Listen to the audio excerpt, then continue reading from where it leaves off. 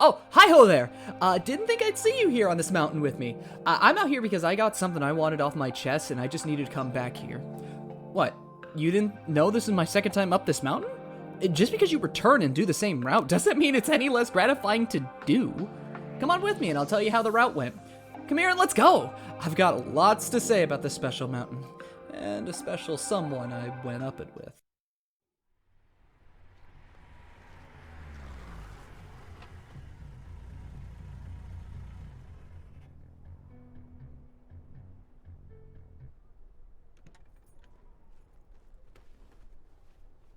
So, believe it or not, there was a girl named Madeline who decided to waltz up this mountain for her own reasons.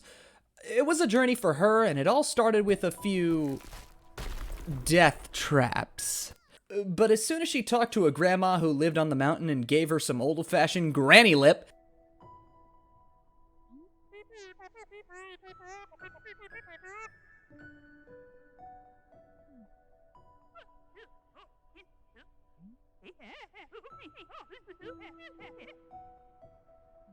Madeline just decided, screw you, lady, I can climb this mountain. That was until... I don't know, young... You better stop! Stop! Yeah, and after being blessed with the power of dashing... This is where the story truly began.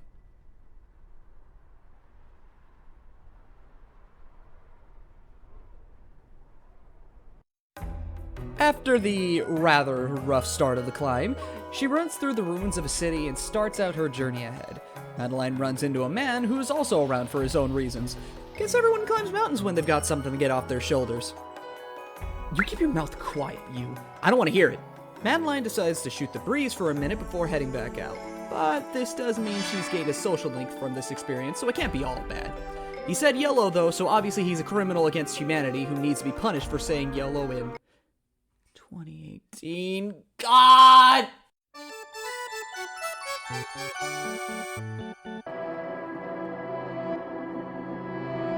Though once she reaches the top, she decides to take a good old-fashioned snooze and eventually wakes up with these giant frozen candies. Kinda sad you can't eat them. Do you think frozen candy is any good? Do you think it doesn't hurt your teeth? Do you like frozen candy on your ice cream? If you do, you're a anyways, wandering around the area leads her to a mirror and a lingering Persona 2 reference. And then, the real dream begins. This is where Madeline comes in and decides Madeline isn't in her own head. She should turn back. She shouldn't be here because she can't handle it. Then Madeline does what's the equivalent of verbally flipping Madeline off, and thus begins the hunt. I love Persona 2, don't you? Once the hunt ends, Madeline hurries to a payphone and makes a call out to one of her old friends. Although, she makes a quick realization that she's stuck in a nightmare.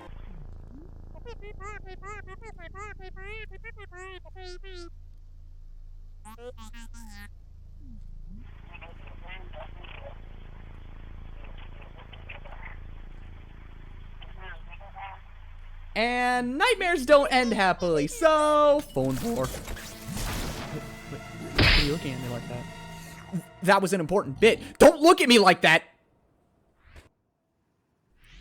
So Madeline wakes up and promptly gets the fuck out and gets moving on to the next step of the mountain, but not before running into the Yololite again. And after talking to the Yololite, Madeline learns that this man's name is Theo, and decides to get roped into a selfie. Another victory for the trendy man from Seattle.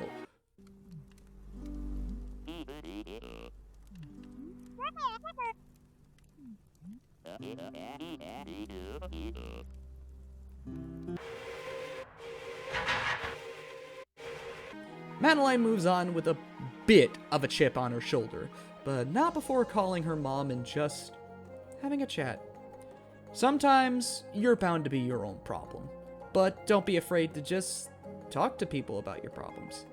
You can't really go anywhere without airing things out, at least a little bit. Can't be said for all kinds of people and all kinds of problems, but talking to people is definitely a good way of just getting things out of your head and off your shoulders, and maybe help you move on with your life. Just a little bit.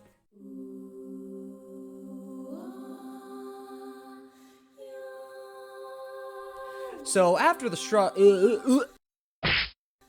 after surviving the struggle that was literally herself, Madeline runs into the ruins of a hotel, housing the lingering spirit named Mr. Oshiro.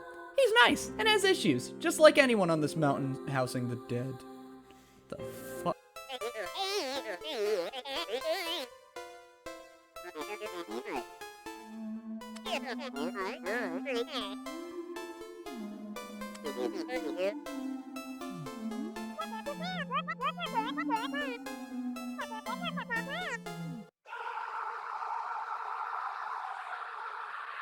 Madeline just wants to leave, but since Mr. Oshiro is trying to be a nice man, she feels the need to help him out and not be too entirely rude. Madeline really is like me, for real. Damn. Oshiro wants to show Madeline up to the presidential suite, and this is where Oshiro goes from being a sore loser to an absolute king. Go off, Oshiro! Treat those people who breathe your used air. You go, king. Let's go. Yas! Theo's also here, but he decides getting the fuck out is the logical solution to a haunted hotel. Madeline decides to continue to be like us, for real, and help out Oshiro. This ultimately bites her in the ass, as Madeline just spills out Madeline's repressed guts.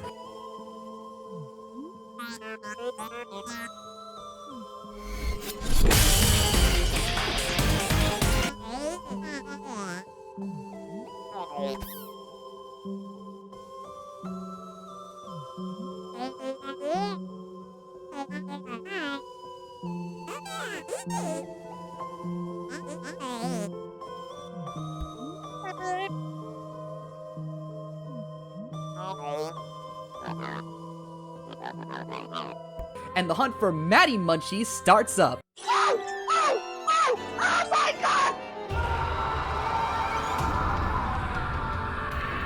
Ah! You better stop! Stop! Bitch, stop!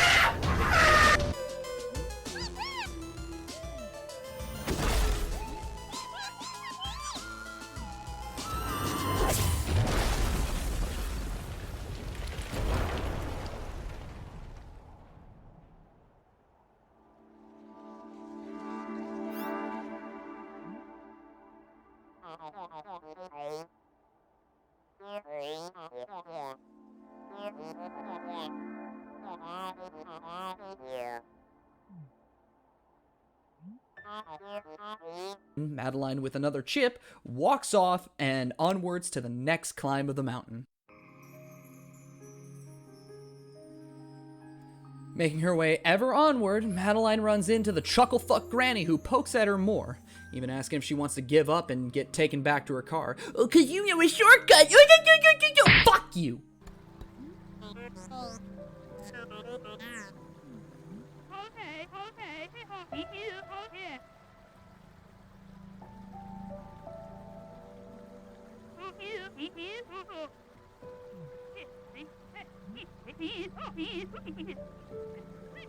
But as anyone with a mission in their mind, Maddie's not gonna back down, regardless if things want to eat her. Not much else happens other than bouts of possible self-loathing because Madeline is like us watching this right now, for real. Although Theo comes back into the picture, maybe want to take one too, the cheeky fuck. Pictures aside, Madeline and Theo both take the gondola, actually take a picture before Madeline decides to throw her weight around. The thickums! The lever breaks.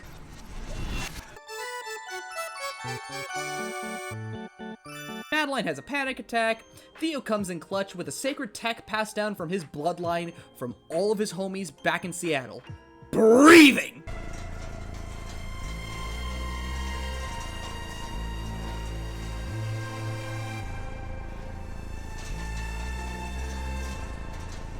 This feather technique helps really well in calming Madeline down and being able to continue her climb.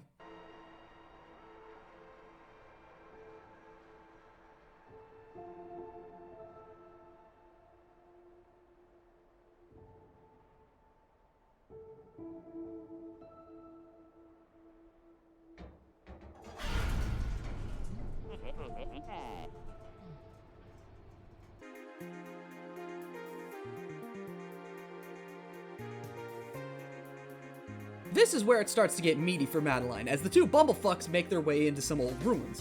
Theo, being Theo, runs in like your 7-year-old ass running into Toys R Us and gets lost immediately.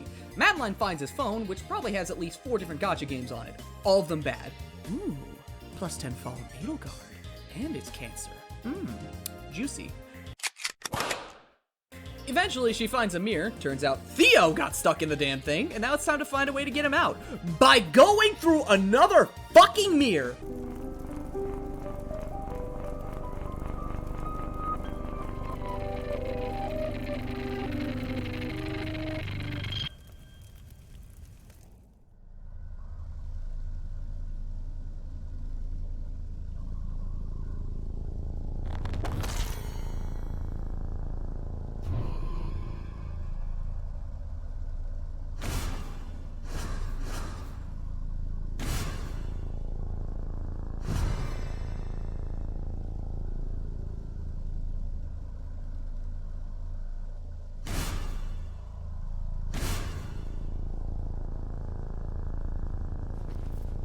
Alright, run that one back. Motherfucker. We're inside the other side of the mirror, and inside Madeline's heart, in a sense.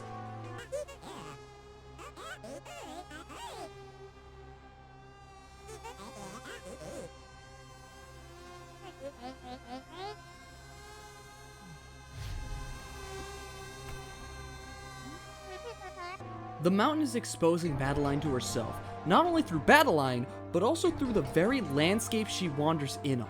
This is what she thinks. This is what she feels.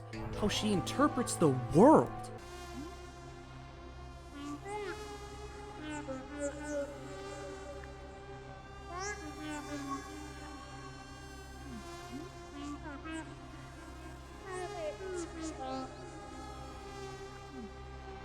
Also, Theo's a part of it too. He's stuck in a gem. Hi, Theo! Madeline decides to be a true bro and helps Theo escape along with her, via throwing Theo literally everywhere like it's a Smash casual game. You go, Theo! You're probably one of the best items in the game. I'm gonna rate you top tier, right up there with the Dragoon pieces. Wait, those are garbage? My childhood's a lie.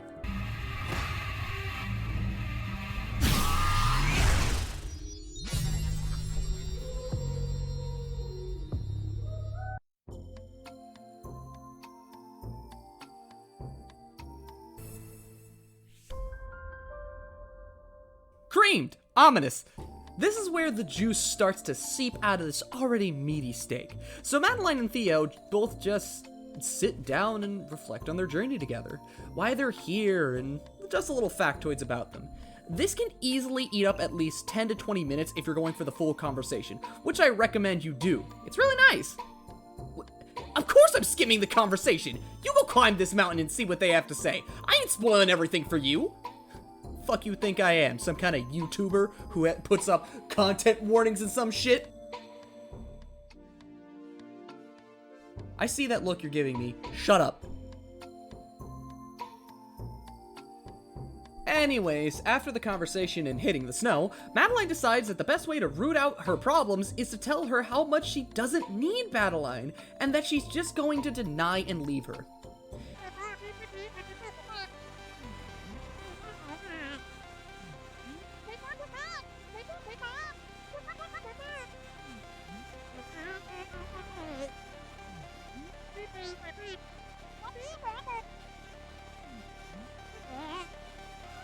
You can imagine how repressing a part of yourself goes.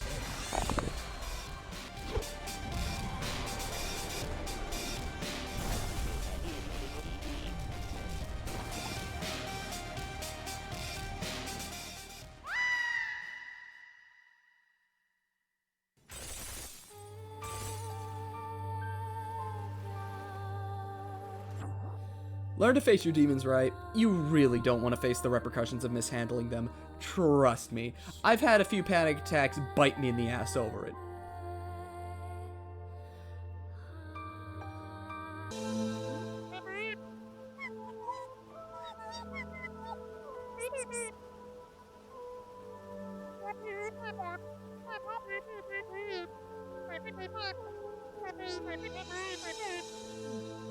The yuckin' fucking and soul chuckin' chuckle fuck is back to not poke at Maddie. She's here to see through to her and...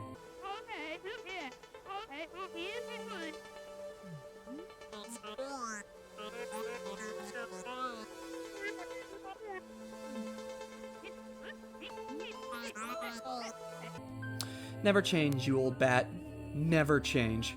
She tells Maddie to confront herself by just talking it out instead of denying and dealing with it the whole ride through.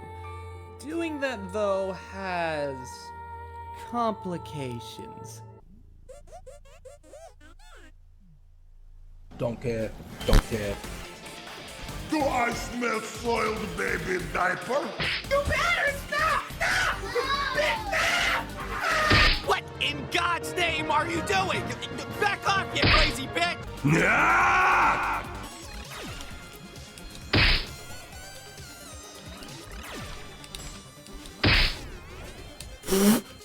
Acceptance is the first step to truly making a difference in your life. There's no way around it. You have to face yourself, accept your flaws, and own up to who you are, and take those steps towards bettering yourself.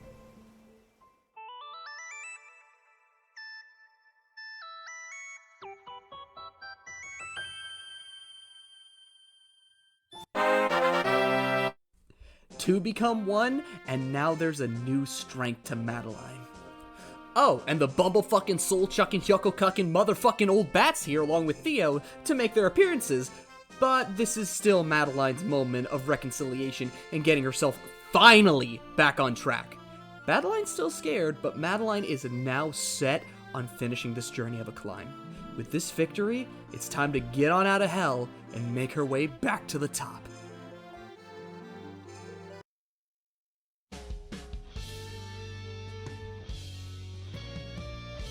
With herself finally at peace, it's time to make the final climb of the mountain. It's time to finish this with your head held higher than the goddamn clouds. Throughout the climb, she goes through the motions of really breaking Madeline out of her own funk. It's like those moments of reassurance and confidence that everything's going to be better and you're making improvements after the ordeals you've been through. Gonna be completely honest, no matter the genre, this form of healthy mental affirmation is great. You might doubt yourself entirely right out the gate after a number of things. Like you'll never surmount to anything, or that struggle you're going through isn't worth it in the slightest. Cheat. Let me hit you with something, okay? I've had my fair share of thoughts and doubts when doing things. Hell, I'm here to clear my own head in the first place, and even when I'm done, I might need to run back up this mountain because I'm flawed. I'm eventually going to probably make the same mistakes. I'll need to be reminded that it's okay to make mistakes, despite the insurmountable amount of mistakes that I or you might make in our own endeavors. I play a lot of games that require me to be right up here, you know? And if I'm not completely right in the head, it's gonna affect me, you know?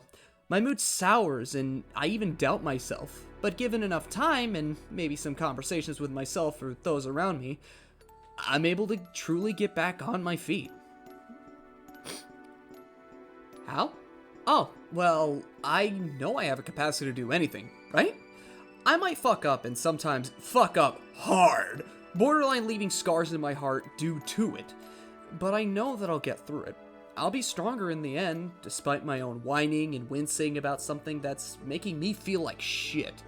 I lose faith, and in due time, it just comes back from the sources I mentioned earlier. Never give up on what you want to do with your life. You can make yourself stronger through the pain. I might not know who you are, or hell, even where you came from, but I do know this. You'll be better. You'll believe in yourself. You'll find your stride, and you'll learn to work around your doubts. Don't give up. You'll be better in due time. You just need to struggle a bit before you can truly enjoy your own personal growth. I sure as hell know I had to in order to enjoy my own growth to its fullest. Trust me, it'll all be better soon enough. You all good? You ready to get back to the story? Yeah? Alright, let's get back to it. So as the climb continues, Madeline feels more and more complete, building not only herself up, but also making Madeline feel better about just existing. She's feeling more happy and supportive and being a better half of Madeline. It's a really nice change of pace for her, and Madeline overall, finally having a good change in her time up this mountain. Honestly, she went through fucking hell and back just so she finally have some peace of mind, nearly dying a number of times to finally reach this very peak. And when she does, it's glorious. It's great. It feels amazing. It was a really good run, and once the climb's finished, it's time to head back down. Madeline realizes that once Madeline leaves, it's back to the good old fleshy think tank. But before it's time to get sent back and essentially become another part of Madeline's subconscious, the two decide to just be goobers and have some fun jumping on clouds and shit, man. They both take a stroll down the entire mountain, and it's nice. After the ordeal Madeline went through, she deserves this peace of mind. By the end of the jovial walk with Purple Goth, Madeline meets with everyone in a shed and gets to bake a strawberry pie. Okay, look, I got shit to do, and I came here for a reason. Don't give me that look, you motherfucker.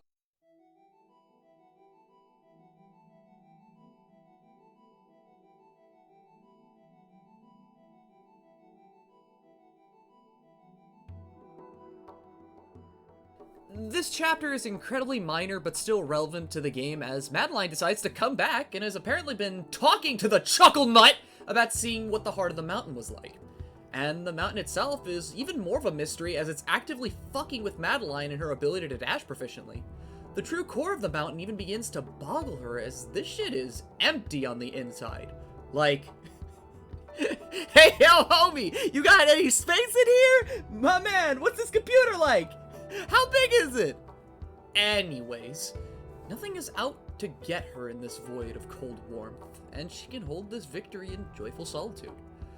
The pain will come later, much later down the road for her, and it's going to be an ordeal. Oh, fuck, that's right.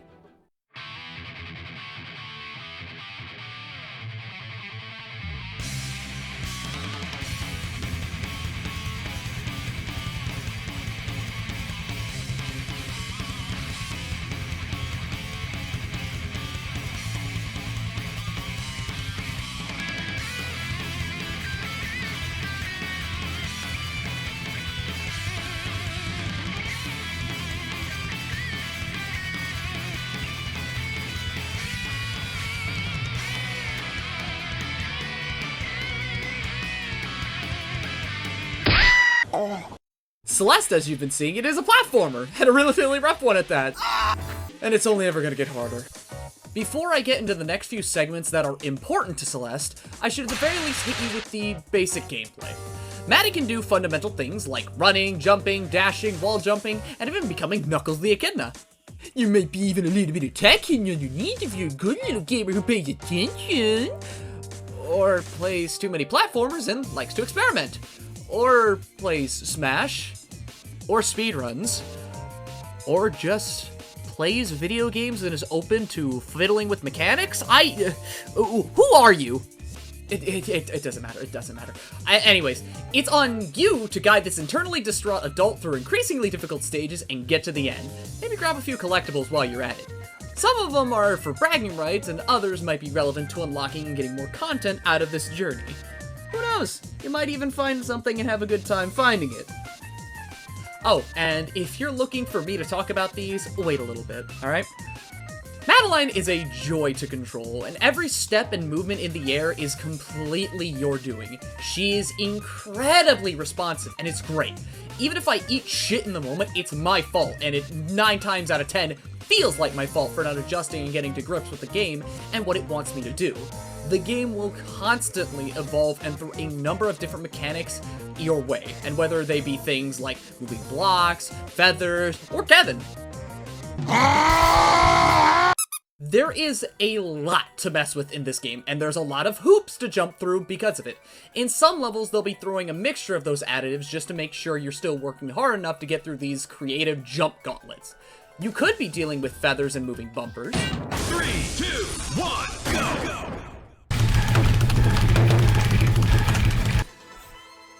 Maybe moving blocks along with turbulence. There's a chance you're gonna have to deal with Kevins and switches, and maybe think your way a little bit in this platformer. Maybe even physics and science! Who knows? Maybe I can expand my brain a little bit and think and believe that I am a Poindexter and that I get a 4.0 GPA and I passed all of my classes. I actually did. I'm actually graduated now. sometimes these additives are a bit funky? But hey man, we all complain about something on our treks, right? You might look like a funny little baby man on the internet, but we all look like that sometimes. Sometimes worse than others. Complain responsibly. Regardless of the complaints, you can adjust to it and beat the challenge. The game plays beautifully and you'll get acquainted very quickly. The joy of attaching yourself to the strife and the life you feel inside of you is a joy unlike any other. However, your life will soon drain from your body and death will eventually take hold as the darkness begins to take its icy and cold. Fair warning, you're going to die. A lot. Those deaths are going to add up. Because of that, dying is something that's going to do a number of things to you depending on your mindset. A, you'll become like me and get back up and just keep moving, being an absolute Chad Sigma who lives for the grind. Ain't no small death gonna stop me from finishing my own personal journey. I got things to prove. I got something to clear. I'm gonna do this. It's my chance to make myself better. I'll fight for that.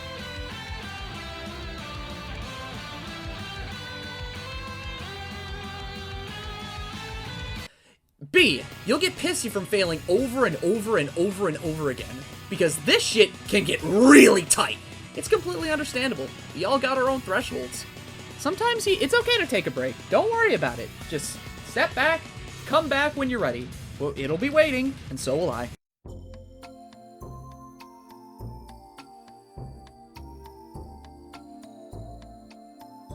And then there's C. Why am I playing video games, man?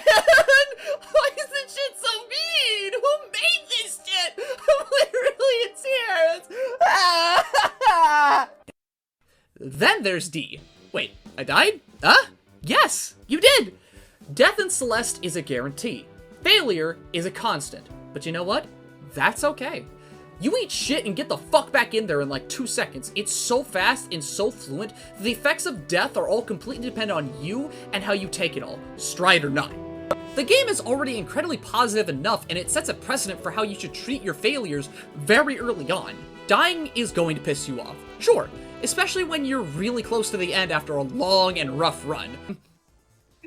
You fucking bitch. I'm still in this boss. Last time on Dragon Ball Z. Lem fucking dies. I get last time on Dragon Ball Z, I still haven't finished this stage. Damn. Yeet. Okay. Yes. Yes. Damn. Mother! Trust me, those final screen runs can get really rough later on, especially in the seasides. However, it's all a part of the learning experience. We fail, we fall, and learn from our mistakes only to get right back up and try again. It makes those runs after countless deaths all the sweeter in the end, especially once you've retaken those personal demons and, you know, show how much you've grown. I didn't panic. I could have gotten that cut down I could have had that in 9 minutes. Dang. 9 minutes. But you know what? You know what? 23 ain't bad either. It's definitely better than the hour. Die, die, and die again before you're ready to take on the challenge ahead.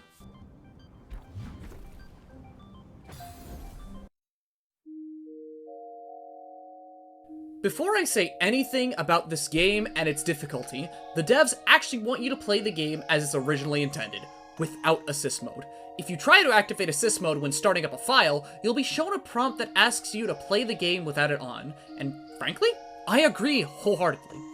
Take the game at your own pace, though, and overcome your own challenges however you see fit. Don't let me try and tell you how to enjoy your mountain climb. Don't let me, the funny YouTube gay deer dog man, devalue your own experience. This is something that you've worked for and something that you went through, right? However, let me argue you this as someone who plays rough shit on the reg, okay? A game is made and formed around being a constantly evolving challenge, and an experience that gets you attached to the struggle is something that's special, right? An experience that you call your own, something that you can call your own and make your own memories with. I know for a fact that after 2 years of not touching this game, going up this mountain, memories of my struggles, my screams, my heart and soul came flooding back as soon as I reached these areas. Also, holy shit, I beat that in like... That took me almost an... Actually, how long did that take me last time? Took me... Oh my god.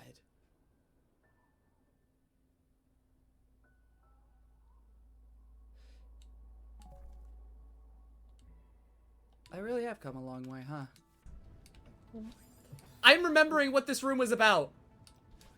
These looks like fidget spinners. Okay, no. So, Glitchy? Yeah. Do you remember what Foxy played this game on 90% of the time?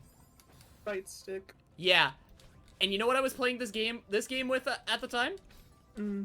GameCube controller. And I was going through this shit faster than he ever could, right?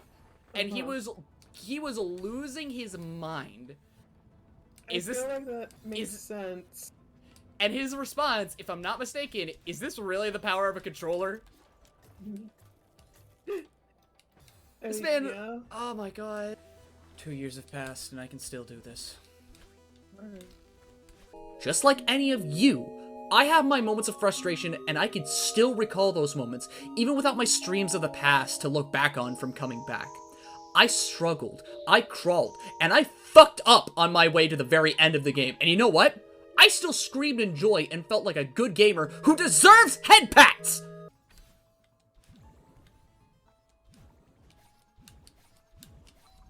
Yes, sir!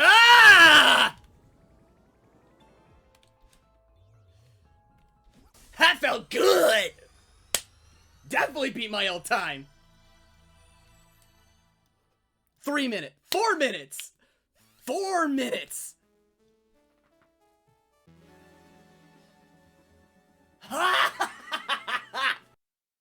Were the game an easy romp through the daisies like Klonoa Door to Phantom Isle, I probably wouldn't have had nearly as much fun.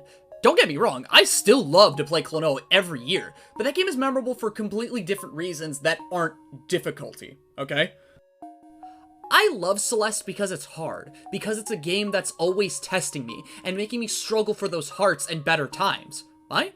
Because sometimes, right, strife and difficulty build character. You need to struggle and endure before you can truly grow and become a stronger and better version of yourself. Enduring the hardship that a game dishes out and finding the means to move forward and progress, even if it's one step at a time, is gratifying. Some might get pumped about passing their old times like I was here in this run-through. Others might be happy for getting past a screen that's been giving them shit for the past month. There is a reward to the challenge and a special kind of gratification after clearing and hearing that beautiful jingle. Bonus points if you're doing B and C side. Yes, sir! Nice.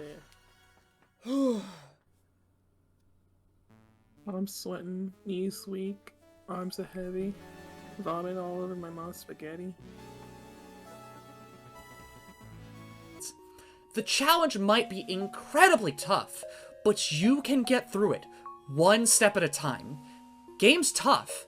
It means to be tough, and it's all on you to get through it and see it to the end, wherever your end might be. I might not know where you're going, but wherever you plan on putting yourself, I can only hope that you find gratification and joy in it. Alright, so it's time to talk about the game itself and its collection of stages, which are split up into 3 variants: A-sides, B-sides, and C-sides. I'll get to talking about each variant as I go along, so stay with me here, alright? A-sides are the main game, and go up to 8 chapters. Actually, every single side has 8 chapters, right? A-side, B-side, and C-side. But over here, this is where the game shows you all the cutscenes and story. You're only getting the narrative through these stages. Very rarely are you going to get cutscenes in the other variants.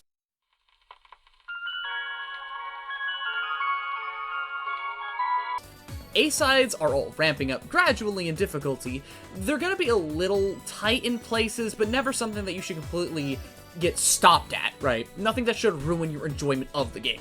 A-sides are like your older brother, who you still love, but likes to slug you in the arm every once in a while. It hurts, and it's kind of annoying, but you still love him, and you're going to learn to adjust and beat him at his own game. I would know, having a friend who teaches you fighting games and playing late into the night really cements that feeling.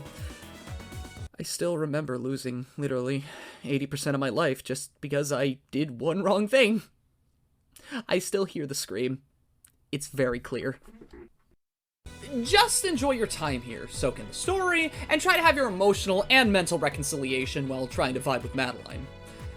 This is also the part of the game where you can snag some collectibles that need to be found. There's the strawberries, which the game claims is only there for bragging rights, but it's also there for a different ending based on how many you snag. There's also tapes, which put you in a rhythm game. No, not that one, you doofus! This one! Platform rhythm games. Just listen to the rhythm and pay attention, and you'll have the tapes in no time. There's also the crystal hearts, which are also hidden around the mountain. There's 8 in all, and you'll need to find at least 4 of them if you want to ever think about going to the last A-side, Core.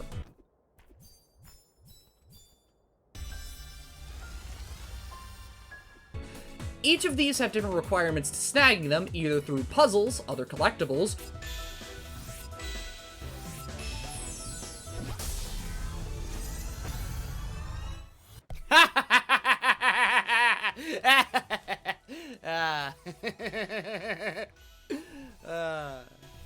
that's a blast from the fucking past.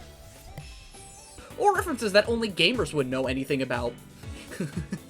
I'm 22 at this point in time. I'm a wise little gamer. I know of this reference. Do you? Get all the hearts you can, and you'll be able to do Core. Finish Core, and you'll unlock the B-sides.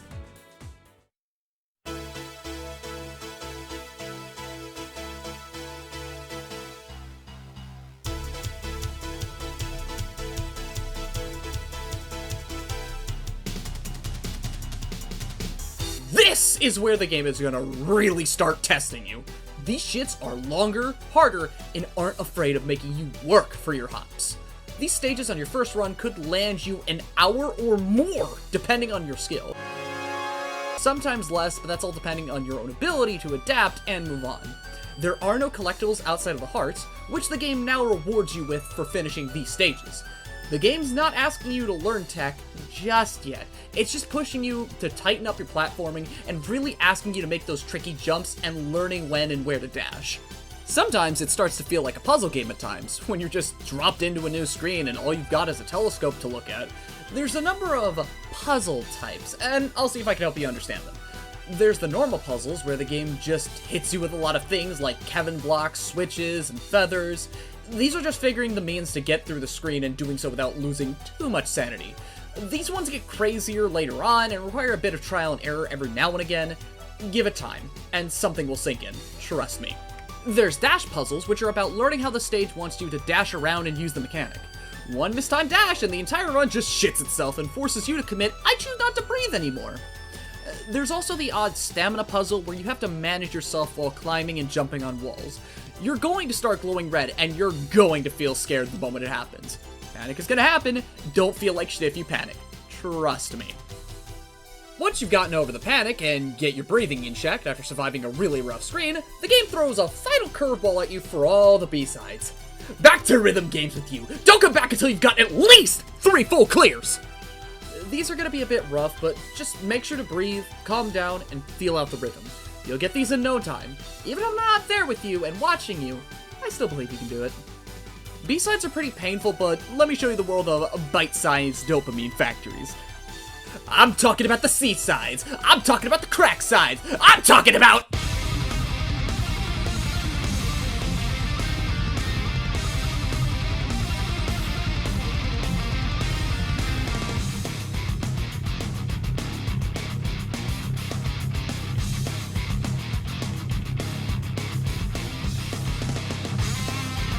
the 3-screen torture fests! This is where the game is at its meanest. Aside from a certain moon.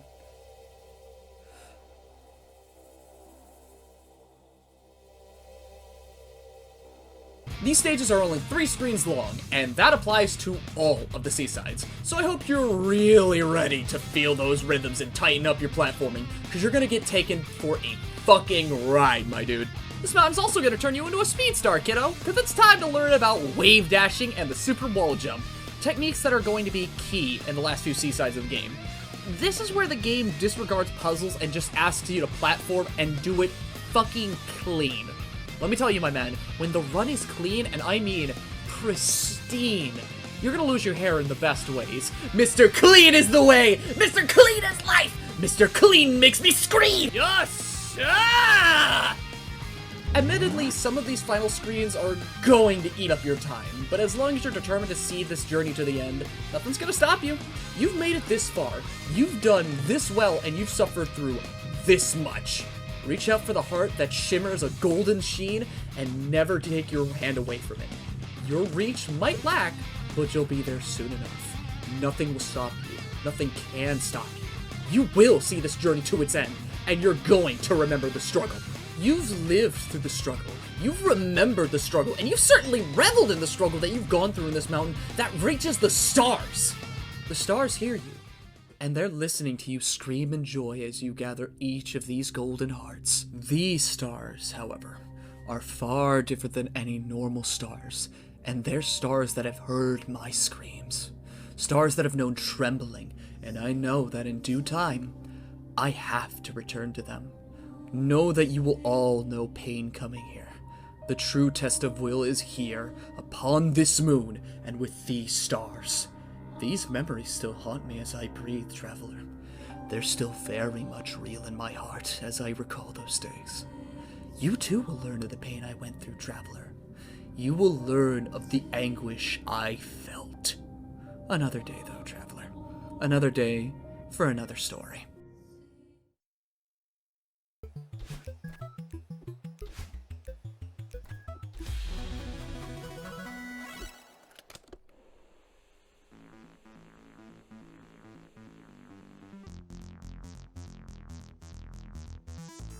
Dear God, this soundtrack is simply divine.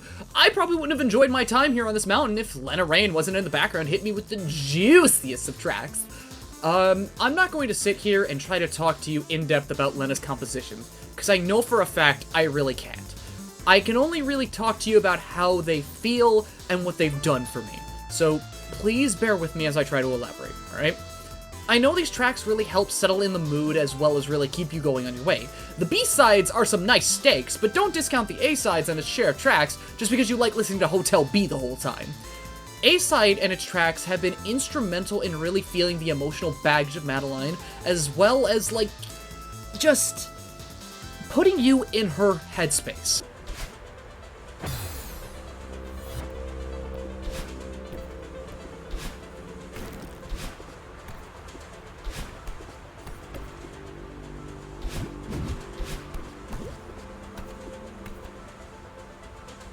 Golden Ridge, or Chapter 4, is a prime example of this. It's constantly layered with this sense of self-loathing and quiet anguish. Madeline has been hunting her in the worst ways and almost got her killed, but there's still part of her that's haunting her.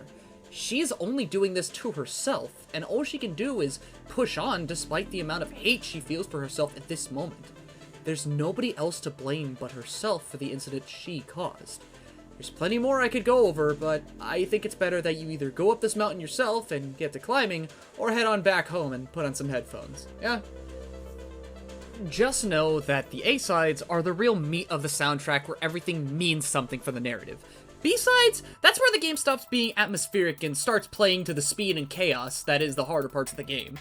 You don't need atmosphere, just good music that keeps people going. So many of these tracks are good and just keep me vibing despite dying for the... yes, time? You're expecting a normal romp through harder stages, and Forsaken City B, it just hits you with this energy that it just keeps you moving. Hotel B is just so fucking funky that it's hard not to just bop and vibe, despite seeing all those Zato players looking for my IP address because I refuse to hold their shit! What's a Zato? Oh, do you like Oreos? Imagine being an Oreo, except you're blocking from two sides. One of those sides is going to open you up, but the question is, which one? The guilty or the gear? There's so many more tracks I could pull from as a specific example, but for the most part, I'm just gonna ask that you listen to these tracks, even for a few seconds. Also, if you want to support Lena, please go over to her Bandcamp and buy the soundtracks yourself. It's completely worth it, I promise you. Support your artists. Whether it be me, them, or anybody else, support the people that make these things for you. Please? It makes us happy.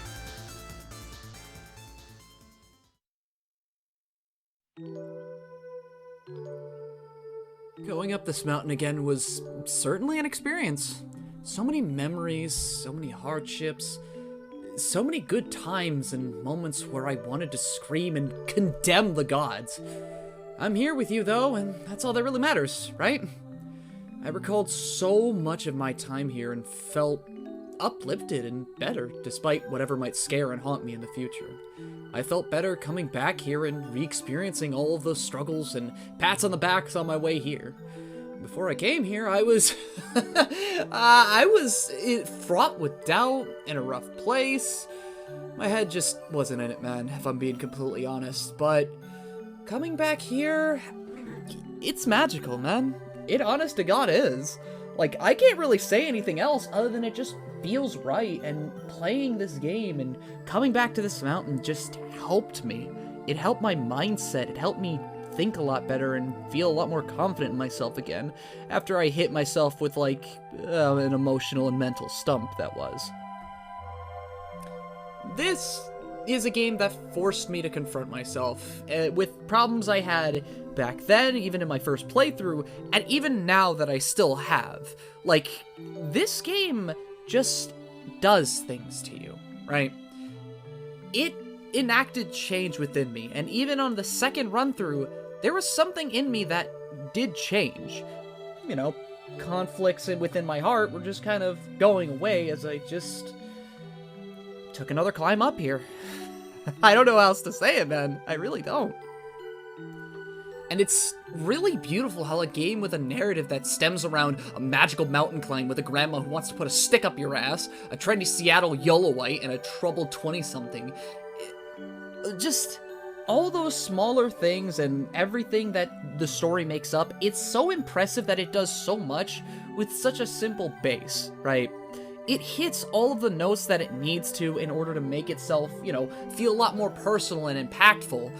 And even then, there's still some, like, small little nuggets of just, like, intricate storytelling or even, like, you know, deeper character thought processes, like with how you collect the hearts and, you know, all of their little nuggets. It's small, but it goes a long way in really putting you in the headspace of Madeline, who has a lot going on. The gameplay it's a struggle, but it's definitely some of the best I've played in years and would happily go back up and do the A through C sides again. And again, just because they're that meaningful to me and the experience that I enjoy. Because, for God's sakes, man, you can't really just, like, make a video game say, hey, it's okay to fuck up and eat shit. But hey, as long as you get through it, you're all good in the end. It's hard to just kind of have a game that's so positive that it just wants to keep you around for the best reasons, man. It's... God. Like, doing another playthrough of this game, it just feels right. Everything about it, from the way that you just re-experience the story, re-experience the characters, the gameplay, all of it, it just clicks and it all comes back and it feels great. Like, I don't know how else to say it. I really don't. It's just an experience that I think you have to go through, right? I might have sat here and told you about pretty much almost everything that this game has to offer, but I would still rather that you guys go out and play it if you haven't already. And if you have, God bless. You're in my heart right now. But for a game so accessible, for a game so clear and hopeful in its message, right? It is a special experience that I think everyone, especially if you're going through something in your life, or even with your mental state, should play at least once or twice, right? Maybe not for, like, the side content, because that's only for people who really give a fuck, but if you do give a fuck, then it's an experience worth having. Even then, the A-sides are also an experience worth having, because it just hits with a really nice and, like I just said it, impactful message. Ah, man, at this point, I'm just rambling on about the shit that I love about this game, because there's a lot, man. Like, I got a script here, and I'm not even on script. I'm just going off on it. God, I fucking love this game, man. I love it too much. Even though I've played it twice, there's, like, it's right up there for some of my favorite games of all time. It is right the fuck up there. Right next to Wild Arms 3 and Klonoa Door to Phantom Isle and Klonoa 2. And fucking Bravely Default and shit, man. It's really up there.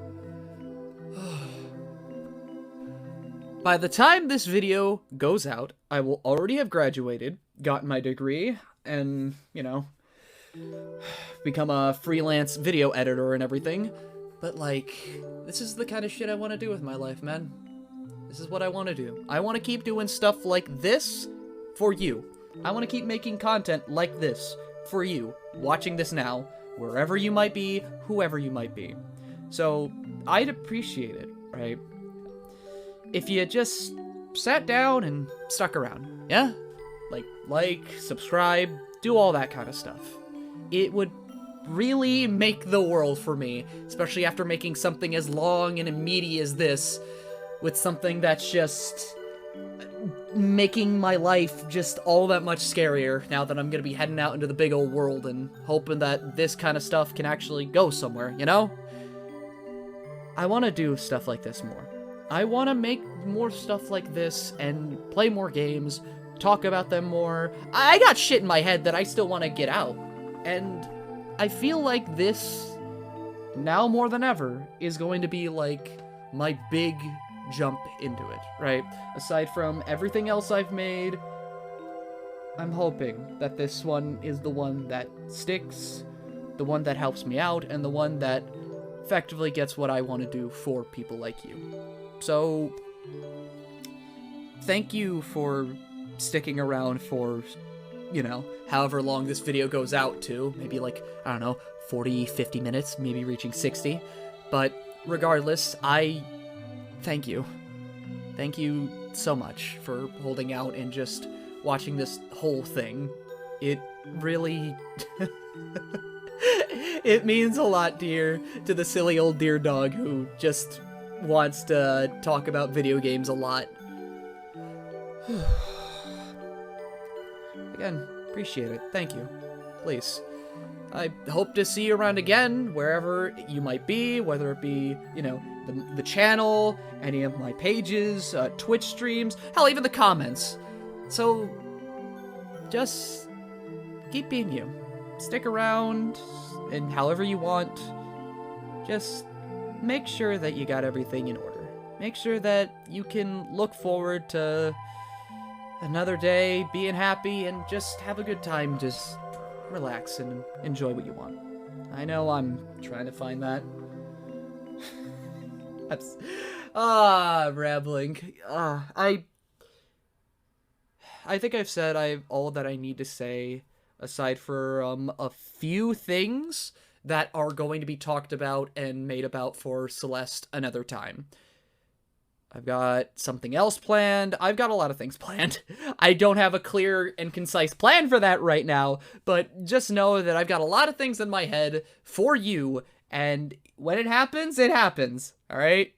So, again, thank you for sticking around and, you know, just showing the content around and being here.